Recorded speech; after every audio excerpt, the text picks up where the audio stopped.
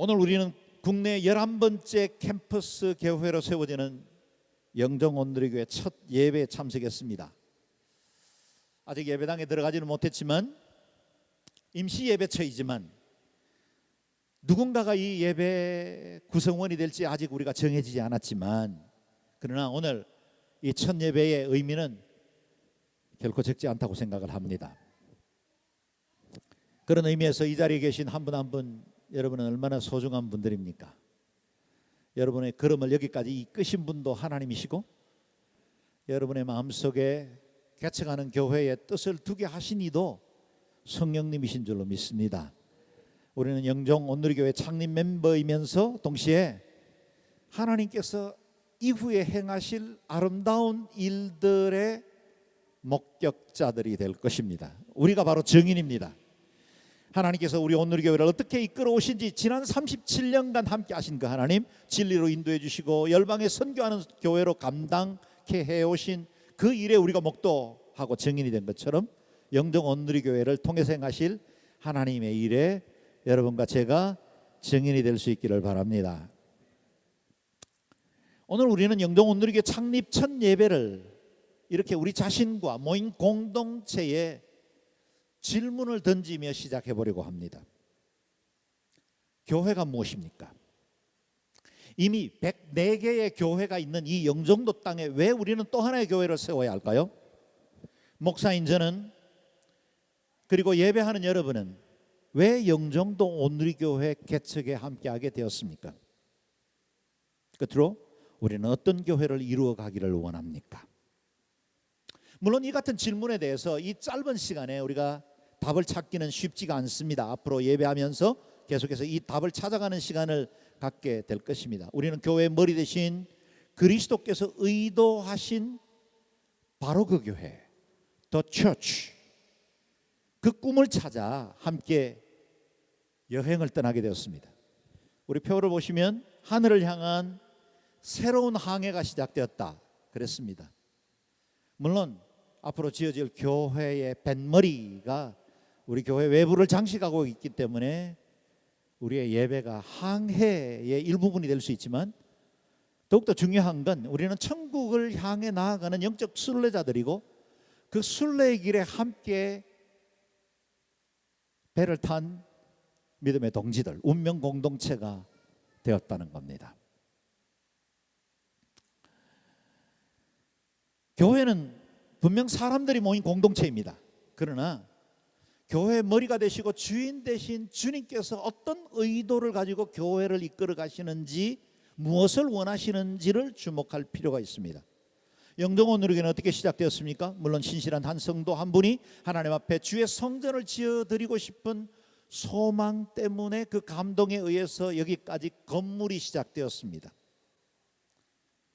그러나 하나님께서 그분의 마음에 감동을 주셨고 하나님께서 여기까지 이끄셨다면, 교회는 어느 개인이나 어떤 조직이나 단체에 의해서 움직이는 공동체가 아니라는 사실을 우리는 깨닫게 됩니다. 교회의 머리 되신 그리스도께서 우리에게 계획하신 그 교회의 목적, 비전을 바라보자는 겁니다. 오늘 본문에서 그 계획을 알 수 있는데요, 신구약 전체에 걸쳐서 교회라는 단어를 처음 사용하신 분이 있습니다. 바로 그분이 예수 그리스도입니다.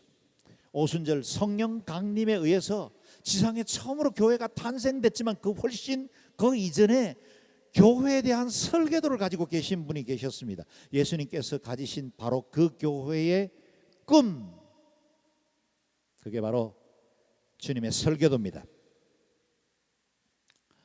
이 땅에 교회를 세워서 온 세상을 구원하시려는 예수님의 계획은 공생의 사역의 마지막 과정인 십자가를 앞두고서야 비로소 제자들에게 공개하십니다. 가이사랴 빌립보 지역이었죠.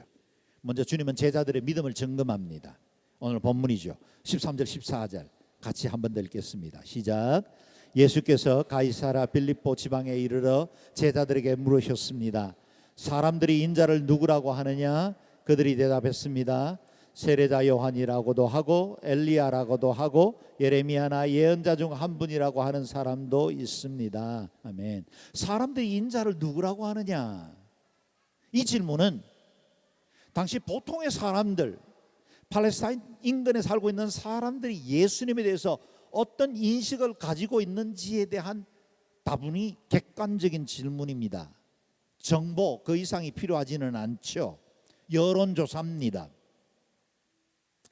사람들의 다양한 생각과 정보를 전달하면 되었으니 제자들도 대답함에 주저함이 없습니다. 세례 요한이 환생했다고도 합니다. 주님은 엘리야나 예레미야 같은 위대한 예언자 중에 한 사람이라고 말하는 사람들도 있습니다. 오늘 우리 시에도, 우리 예배하는 우리 가운데도 예수님에 대한 다양한 견해들이 있죠. 우리 예수님은 기독교의 창시자이거나 또는 다른 사람을 위해서 자신을 희생하신 4대 성인 중에 한 분이다라는 정보들 누구나 말할 수 있습니다. 사람들마다 자신이 생각하는 예수님에 대한 생각과 의견 피력할 수 있죠. 그러나 우리 주님은 사람들, 여론이 가지고 있는 그 어떤 견해나 의견이나 평가보다 더욱 주님을 따르는 사람들, 오늘 예배하는 저와 여러분들이 가지고 있는 주님에 대한 인식, 우리의 믿음의 고백, 그걸 듣고 싶어 하십니다. 15절 말씀이죠. 같이 읽습니다. 시작. 그러면 너희는 나를 누구라고 하느냐? 예수께서 물으셨습니다. 너희는 나를 누구라고 하느냐? 이 주님의 질문은 제자들에게뿐만 아니라 예배하는 저와 여러분, 오늘 개척 첫 예배를 드리고 있는 우리들에게 묻는 질문이기도 합니다. 너희에게 나는 누구냐? 내가 너희에게 어떤 존재로 인식되어 있느냐? 나를 주님이라고 불러온 너희의 삶에 나는 지금 어느 자리에 와 있느냐? 모인 너희는 무엇을 위해서 예배하느냐? 무엇을 기대하고 있느냐? 이런 주님의 질문에 대해서 지난 3년간 주님의 뒤를 따라왔던 제자들조차 선뜻 대답하지 못한 채 주저하고 있었던 것 같습니다. 그동안 그리스도인으로서 예배를 지켜온 우리는 이 질문에 대해서 그러면 어떻게 대답해야 할까요? 다른 사람들의 말을 인용하는 것이 아니라, 어느 누군가 고백했던 그 말 때문에 내가 그 말을 하는 게 아니라 진짜 내 중심에서 나오는 예수 그리스도에 대한 우리의 고백은 무엇일까요? 이 어색한 침묵 중에 다혈질이었던 제자 베드로가 용감하게 대답합니다. 엉겹결에 대답한 것 같습니다. 그런데 모든 신앙 고백의 가장 모범이 될 만한 명백한 답을 주었습니다. 우리가 잘 알고 있는 말씀과 같죠. 16절입니다. 읽습니다. 시작. 시몬 베드로가 대답했습니다. 주는 그리스도시며 살아계신 하나님의 아들이십니다. 이보다 더 명료한 신앙 고백이 있을까 싶습니다.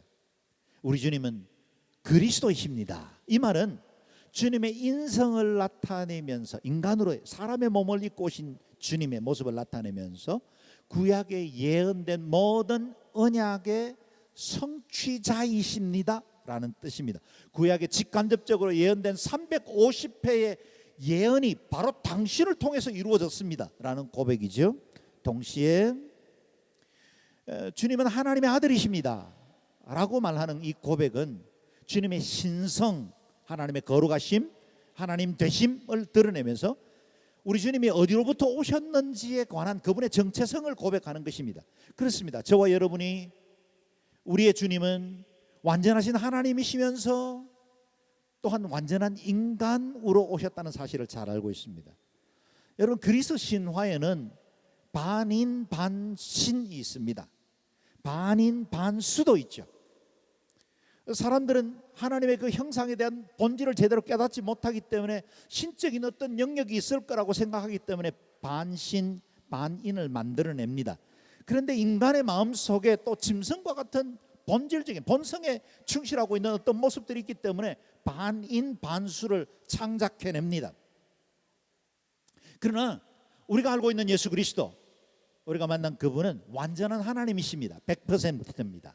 동시에 그분은 완전한 인간이십니다. 100% 인간이십니다. 그래서 행로에 권하시고 때로는 줄이시고 내가 목마르다 하시고 채찍을 맞으실 때 고통당하신 분이십니다. 완전한 하나님이시면서 완전한 인간으로 오셨죠. 하나님과 본체시나 하나님과 동등됨을 취할 것으로 여기지 아니하시고 오히려 자기를 비워 종의 형체를 가졌고 사람의 모양으로 나타나셔서 죽기까지 복종해 주신 분이 예수 그리스도시라는 겁니다.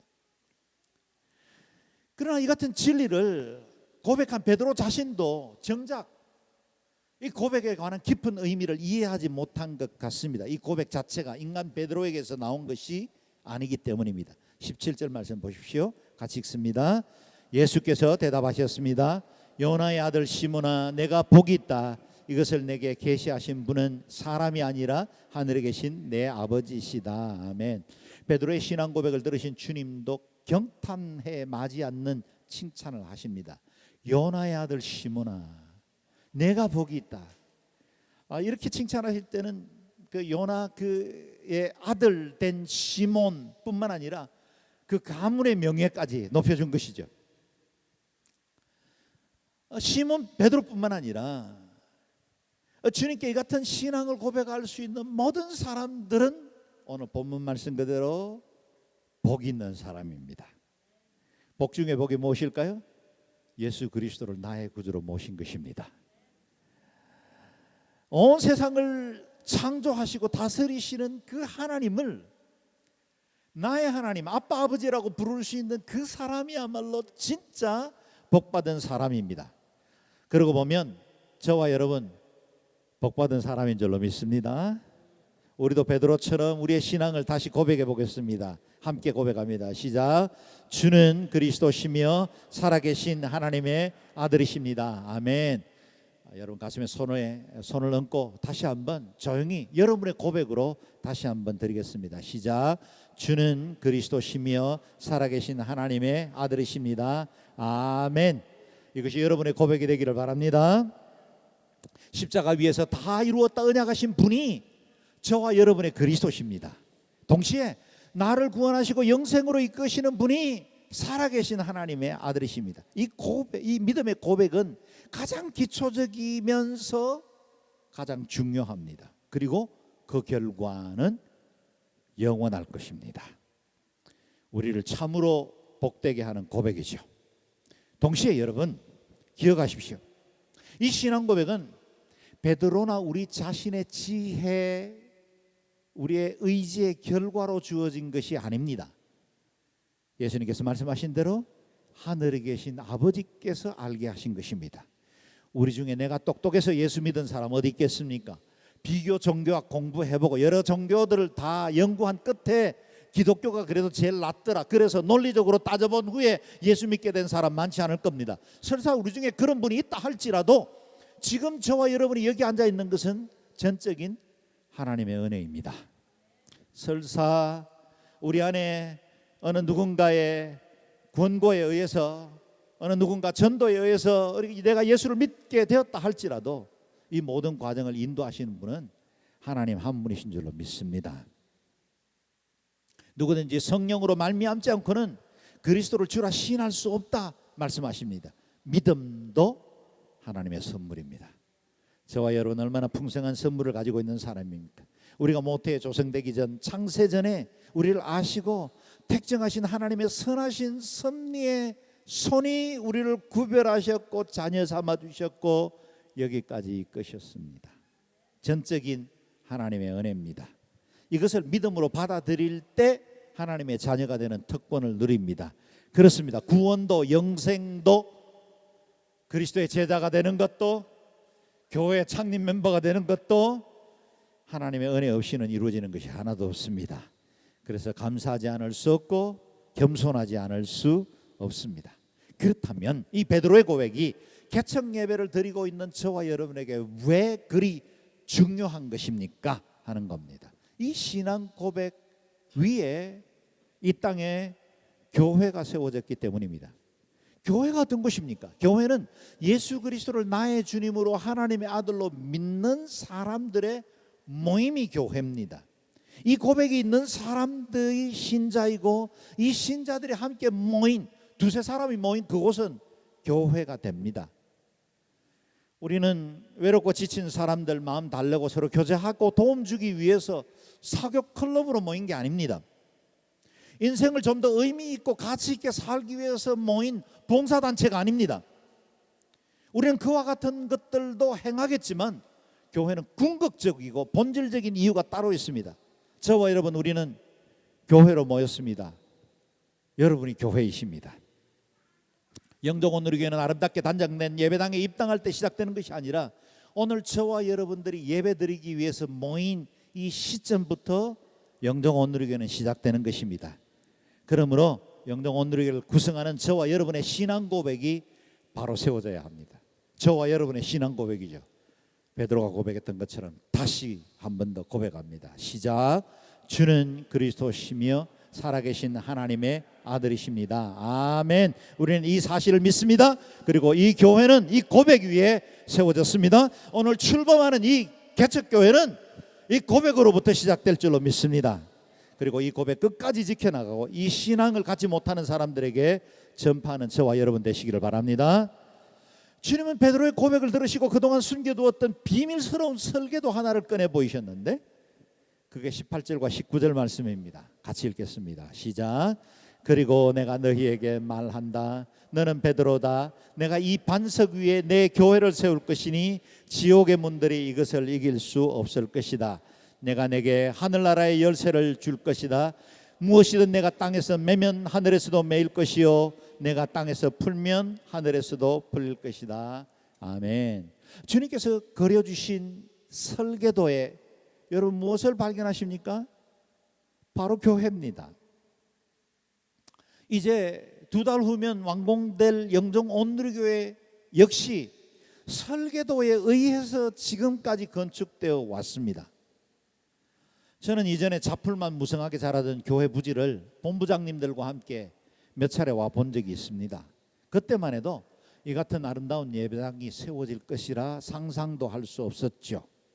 건축가의 머릿속에 있었던 상상력에 질서가 부여되면서 설계도가 탄생되고 설계도를 하나씩 구현해 나가는 과정 중에 예배당이 만들어집니다. 그것처럼 예수님께서 가지신 이 교회라는 설계도가 하나씩 구현되기 시작한 것이 사도행전이고 그 사도행전의 역사들을 계속해서 이어간 것 중에 하나가 온누리교회 37년의 이야기이고 그것의 결과 중에 하나로 우리가 오늘 모인 것이 바로 영종온누리교회입니다.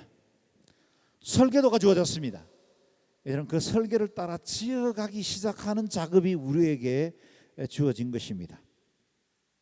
보십시오. 온 세상의 구원도 역시 이 같은 설계와 함께 여기까지 임하게 되었습니다. 아담과 하와가 범죄에 찬 직후부터 뱀의 머리를 밟을 여인의 후손을 설계하셨고 그 가운데 한 민족 공동체의 조상이 될 아브라함을 선택하시고 그를 통해서 이스라엘이라는 한 민족 공동체가 열국의 제사장 나라로 세워졌고 그 가운데 유다 민족을 그 가운데 다시 예수 그리스도를 통해 온 열국에 하나님의 나라 복음이 확장되게 된 것입니다. 예수 그리스도는 12제자를 부르셨고 그 12제자들의 사도의 제자인 속사도 시대를 거쳐서 그 속사도가 이후에 교부시대가 되고 교부시대 이후에 초대교회들을 형성하면서 그 교회들이 전 세계로 확장되고 모든 언어로 예배드리게 되면서 오늘 우리 시대까지 교회 이 조선 땅에도 하나님의 복음이 전파되게 된 것입니다. 이 모든 과정 중에 하나님이 교회라는 설계도를 두셨습니다. 그러므로 교회 그 자체는 얼마나 중요합니까?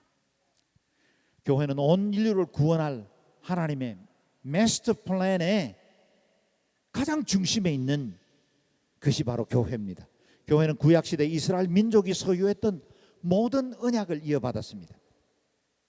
하나님의 계시와 구원의 복은 혈통적인 이스라엘에서 이제는 언약적인 이스라엘, 그 언약적인 이스라엘이 바로 오늘날의 교회입니다. 오늘 이 교회가 그와 같은 하나님의 계시와 구원의 복을 이어받게 된 것입니다. 그러므로 예수님의 12제자로부터 시작된 복음이 온 유대와 사마리아와 땅끝까지 이르러 모든 민족에게 확장된 것처럼 지상에 존재하는 모든 교회들은 탄생하는 그 순간부터 세상에 대한 거룩한 부담을 갖습니다. 우리는 아직 개척교회입니다. 재정적으로 독립하지 못했습니다. 우리는 그리 성도들이 많지 않습니다. 핑계대지 않습니다. 교회는 탄생하는 그 순간부터 세상의 빛이요 소금의 역할을 감당하게 되었습니다. 그리고 탄생하는 그 순간 하늘과 땅을 이어주는 축복의 통로가 됩니다. 그래서 교회는 세상의 유일한 소망입니다. 우리가 천국의 열쇠를 소유했기 때문입니다. 지상의 교회가 다 온전하다는 뜻이 아닙니다. 우리 교회 여전히 부족한 채로 여기 모였습니다. 여러분 아십니까? 이 땅 위에 완전한 교회가 세워진 적은 한 번도 없습니다. 혹시 영종도 어딘가에 완전한 교회가 하나 세워졌다는 소문을 듣거든 제발 여러분은 그 교회에 다니지 마시기를 바랍니다. 왜냐하면 여러분이 가는 그 순간 그 교회는 불완전한 교회가 됩니다. 왜냐하면 우리가 불완전하기 때문이죠. 그럼에도 불구하고 이 허물 많고 우리 스스로도 때로는 실망하고 문제투성이라고 여기고 있는 이 교회를 통해서 하나님은 당신의 뜻을 드러내십니다. 어쩌면 이 땅의 교회보다 더 도덕적이고 훌륭한 사람이나 단체들 없지 않을 겁니다. 그럼에도 불구하고 주님의 이름을 두신 그 교회를 통해 하나님 구원을 이루십니다. 세상에 탁월한 엘리트들이 이끄는 유엔이나 막대한 재정으로 사회 부조리를 해결해 나가는 NGO나 단체들이 수없이 많음에도 불구하고 하나님은 이렇게 부족하고 연약한 하나님의 사람들, 교회들을 통해 세상을 치유하시기를 원하십니다. 우리 스스로 보기에도 흠모할 만한 것이 없는 이 땅의 교회들을 통해 하나님은 뜻이 하늘에서 이룬 것처럼 이 땅의 주의 뜻 이루기를 원하십니다. 오늘 본문에 우리가 놓쳐서는 안 되는 중요한 말씀이 하나 있는데요, 주님은 교회의 주인이 누구신지를 분명하게 선포합니다. 내가 이 반석 위에 내 교회, my church, 내가 주도하신 분이 누구십니까? 예수 그리스도입니다. 내가 이 반석 위에 내 교회를 세울 것이니, 주님은 당신의 교회를 세우십니다. 우리의 신앙이라는 반석 고백 위에 내 교회를 세우실 것이라 하십니다. 누구의 교회입니까? 예수 그리스도가 주 되십니다. 저와 여러분이 속한 교회는 어느 분께 속해 있습니까? 예수 그리스도입니다. 첫 예배부터 이 사실을 잊어버리면 안 됩니다. 어떤 개척한 목사에게도, 개척 멤버도 주인 행세하면 안 됩니다. 어떤 개인이나 단체도 주님보다 앞서서는 안 됩니다. 주인께 돌려져야 할 마땅한 영광 가로채면 안 됩니다. 머리 대신 예수 그리스도, 그분이 우리 교회 공동체의 주인이십니다. 오로지 그리스도 한 분만 경배하고 섬기고 그분 뜻에 따르는 교회에 이룰 수 있기를 바랍니다. 동시에 그 어떤 교회든 주님의 교회에 대해서는 쉽게 폄하하고 단정하는 것 주의하시기 바랍니다. 교회 주인이 그리스도이기 때문입니다. 우리 눈에 볼 때는 더 나은 교회가 있습니다. 영종도에 104개의 교회가 있습니다. 그 가운데는 이단 교회들이 있기 때문에 얼마간은 제외시켜야 될 겁니다. 100여 개 교회 정도가 있는데, 그 교회 중에 어떤 교회는 아름다운 건축물을 가지고 있고 우리 영종 온누리교회처럼 아름다운 예배당을 소유한 교회들도 있을 겁니다. 더 잘 준비된 사역자들, 더 잘 준비된 프로그램과 양육 체계들, 그리고 교육 프로그램들이 있는 교회들이 따로 있을 겁니다. 그러나 많은 교회들은 역시 영종도에도 우리처럼 이렇게 상가에서 예배드리는 교회들, 어렵고 힘든 교회들이 있습니다. 여러분 눈에는 그 교회들이 어떻게 보이십니까?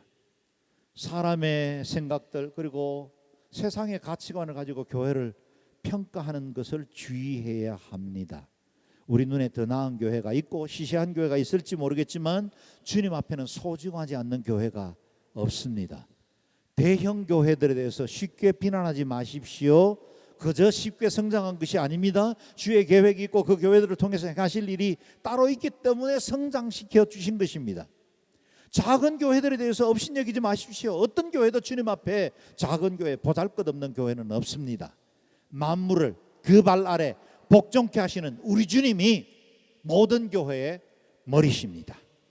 그래서 할 수만 있다면 저는 이 영종도에서 영종 온누리교회와 함께 다른 교회들이 서로 경쟁하거나 어떤 판단하는 대상이 아니라 서로 한 마음으로 존중하고 귀히 여기고, 아직도 예수 믿지 않는 사람들이 얼마나 많습니까? 이 10만 명의 영종도민들 가운데도 그리스도를 알지 못하는 너무나 많은 사람들이 있습니다. 그들 함께 우리가 거물망을 이루어서 한 영혼이라도 더 구원하고 더 많은 사람들이 예수 그리스도를 나의 구주로 고백하는 일이 있게 하는 일에 협력하고 연합하는 아름다운 신앙 공동체가 되기를 바랍니다. 보십시오. 우리 주님께서 교회에 부여하신 권세가 얼마나 대단합니까? 내가 이 반석 위에 내 교회를 세울 것이다 말씀하셨고, 지옥의 문들이 그것을 이길 수 없다 그랬습니다. 지옥의 문들이 그것을, 음부의 권세가 이것을 이길 수 없다 하십니다. 교회의 권세입니다. 주님께서 머리 되신 교회에는 권세가 있습니다. 왜요? 머리 되신 그분이 권세가 많으시거든요. 하늘과 땅의 모든 권세를 내게 주셨으니 라고 말씀하신 그 주님이 하늘과 땅의 모든 권세를 가지신 채로 교회의 머리가 되십니다. 그래서 교회도 동일한 권세를 가지고 있습니다. 지옥의 문, 음부의 권세가 교회를 이길 수 없습니다. 주님은 온 세상을 구원시키는 능력을 교회에게 맡기셨습니다. 그 권세가 어떻게 드러났습니까? 19절 말씀이죠. 다시 읽어보겠습니다. 시작. 내가 내게 하늘나라의 열쇠를 줄 것이다. 무엇이든 내가 땅에서 매면 하늘에서도 매일 것이요 내가 땅에서 풀면 하늘에서도 풀릴 것이다. 아멘. 이 말씀은 로만 가톨릭 교회가 주장하듯이 베드로 개인이나 교황들에게 주신 권세가 아닙니다. 로만 바티칸에 여러분 혹시 앞에 서 있는 베드로의 상을 본 적 있습니까? 거기에는 아주 베드로가 큰 열쇠를 들고 있는 모습이 있습니다. 그래서 어떤 성자들의 상이 있을 때 열쇠를 들고 있다면 그건 백발백중 베드로입니다. 오늘 본문 말씀 때문이죠. 그러나 이 열쇠를 베드로나 어떤 특정 인물에게 맡기지 않았다는 사실입니다. 천국의 열쇠는 바른 신앙 고백을 드리는 모든 신자들에게 주어진 것이요 동시에 그들이 모여 이루는 교회에 주신 권세입니다. 하늘나라의 주인 되신 그리스도께서 그 열쇠를 교회와 성도들에게 맡겨주신 것입니다. 그렇다면 저와 여러분이 이루고 있는 이 첫 예배의 교회는 얼마나 소중한 것들입니까? 하나님께서 이 땅의 구원을 이루어갈 유일한 통로로 교회를 택하셨습니다. 교회는 세상과 하나님을 이어주는 유일한 다리입니다. 주님께서 교회라는 파이프라인을 통해 이 땅에 당신의 복을 전달하십니다. 그러므로 교회가 거룩의 능력을 잃어버리면 세상은 갈 방향을 잃어버리고 표류할 뿐만 아니라 교회는 그 본질을 잃어버리게 됩니다. 더 부패하게 될 겁니다. 많은 사람들이 교회에 대해서 비난합니다. 이렇게 곳곳에 빌딩마다 교회가 많은데 왜 세상이 이 모양이냐고. 여러분, 만약에 교회라도 없었다면 세상이 이 모양도 되지 않습니다. 그나마 누군가 기도하고 있고 나라와 민족을 끌어안고 가슴으로 무릎을 꿇는 사람들이 있기 때문에 지금 이 나라의 민족 여러 가지 어렵고 불편한 상황들이 계속되는데도 하나님의 뜻은 여전히 이 나라의 민족을 통해서 이루어지고 있는 것입니다. 세상의 그 어떤 기관이나 단체도 대체할 수 없는 유일한 기관이 교회입니다. 사탄이 가장 두려워하는 기관 역시 교회입니다. 사탄은 정부나 대학이나 그 어떤 클럽이나 NGO도 두려워하지 않습니다. 최고의 학술 업적도 엄청난 자본도 두려워하지 않습니다. 그러나 교회가 깨어있고 교회가 부흥하고 있고 그 성도들이 제자된 자로 살기로 결정하면 사탄은 두려워 떱니다.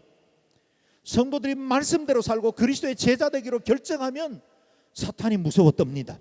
그렇기 때문에 사탄은 할 수 있는 대로 교회를 무너뜨리고 교회의 본질을 왜곡시키고 교회가 가지고 있는 이 아름다운 가치, 이 고상하고 거룩한 능력들을 잃어버리게 만듭니다. 여러분 주변에 그리고 여러분이 신앙생활 하던 중에 만난 교회 중에 어떤 어려운 일이 있었다면 그건 사탄이 그 교회를 어려움을 줌으로 우리의 믿음을 넘어뜨리려고 하는 것입니다. 사탄은 할 수 있는 대로 교회를 무너뜨리고 간교한 계략을 통해서 공동체들을 파괴시키려 합니다. 뿐만 아니라 성도들의 마음속에, 주의 깊게 들어주십시오. 성도들의 마음속에 교회에 대한 기대감을 상실시켜버립니다. 이제까지 실망해 왔기 때문에, 이제까지 내가 어렵고 힘든 교회들만 봐왔기 때문에 교회 안 가도 돼. 그래서 지금 대한민국에는 800만 또는 1000만의 그리스도인이 있다고 하지만 실제로 예배 들어오는 성도는, 예배를 드리는 성도들은 500만이 되지 않습니다. 가나안 성도, 안 나가 성도가 너무 많습니다. 왜요? 교회에 대해서 지쳤거든요. 실망했거든요. 이해합니다. 그러나 이 땅의 교회들을 보면 실망이요 낙심입니다. 교회 머리 대신 그리스도를 보셔야 합니다. 그래야 다시 소망을 갖습니다. 그래야 지금 우리가 작게 시작하는 이 공동체가 하나님의 얼마나 놀라운 계획과 섭리 가운데 여기까지 이끄신지에 대한 소망을 갖게 됩니다. 저는 여러분들에게 교회에 대한 꿈을 불어넣고 싶습니다. 그 꿈은 그리스도가 가지신 것이고 그 그리스도께서 우리에게 주신 설교도입니다. 여러분 영정 온누리교회 꿈꾸시기를 바랍니다. 이 교회 하나님이 쓰실 겁니다. 하나님 아름답게 쓰시고 영광 받으실 뿐만 아니라 이 영종 땅에 복이 되는 교회가 될 줄로 믿습니다. 우리 각 사람들의 신앙을 경고케 하고 점검합시다. 주는 그리스도시요 살아계신 하나님의 아들입니다. 주님께서 의도하시고 설계하신 바로 그 교회 우리가 꿈꾸므로 이 시대에 하나님의 교회 이루어 나가는 일에 쓰임받는 저와 여러분 되시기를 바랍니다. 영종 온누리교회 역시 완전하지 않을 겁니다. 혹 영종 온누리교회에서 상처받을 일 없지 않을 거예요. 그럴 때마다 하나님 바라볼 수 있기를 바랍니다.